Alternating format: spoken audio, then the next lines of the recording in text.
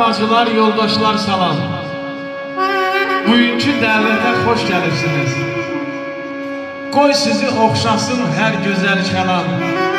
Bu elli adətə xoş gəlirsiniz.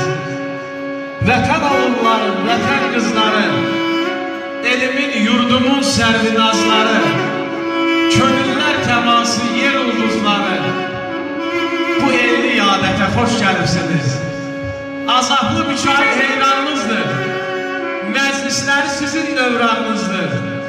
Bu aşk ürəyin qurbanınızdır. Bu saza söhbətə xoş gəlirsiniz. Bu gözəl günü ürəkdən salamlayıram. Bugünkü məclisdə iki gün açmış, biri bəydir, biri onun yarıdır. Zəhmət çəkən neçə bahar, neçə